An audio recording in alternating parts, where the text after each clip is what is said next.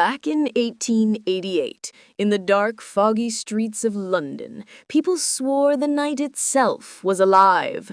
The air was thick, damp, heavy. Every breath felt like you were swallowing smoke.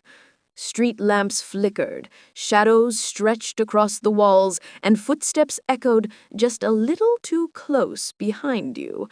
Folks in Whitechapel lived in constant fear because something or someone was hunting them.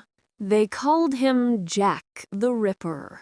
Nobody ever saw him coming, and nobody ever saw him leave. All they found were the bodies he left behind. The first woman was discovered in August, lying in a back alley. At first, people thought it was just another poor soul who met a bad end in a rough part of town.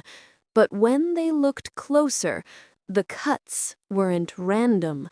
They were precise, surgical, like whoever did it knew exactly where to put the knife.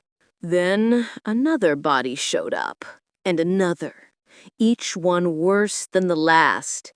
It wasn't just murder, it was something colder, sharper, like he was taking his time, like he was showing off.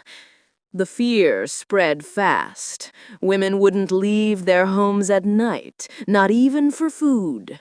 Men carried knives in their pockets, but deep down, they knew it didn't matter. Jack wasn't some drunk in the street you could fight off. He was like smoke, like a shadow, there 1 second, gone the next. And then came the letters.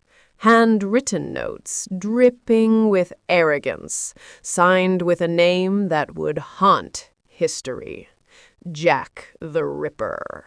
He mocked the police, teased the press, bragged about what he'd done.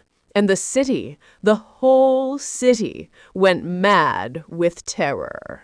They say he killed 5 for sure, maybe more.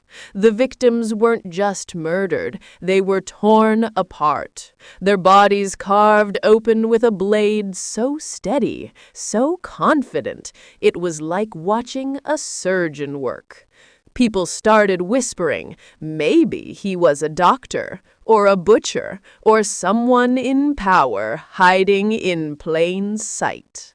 But just as quickly as he appeared, he vanished. One day, the murders stopped.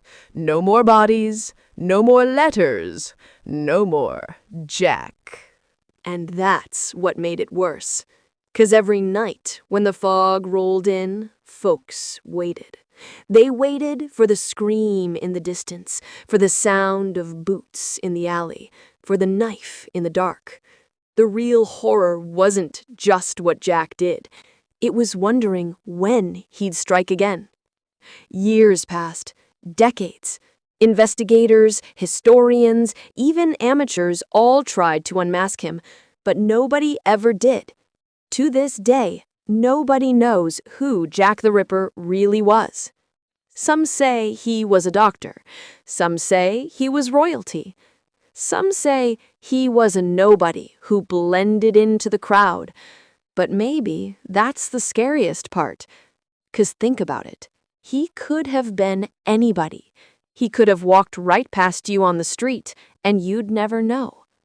And when you're alone, late at night, walking down a quiet street, and you feel that prickling on the back of your neck like someone's watching, maybe it's just your nerves. Or maybe Jack never really left.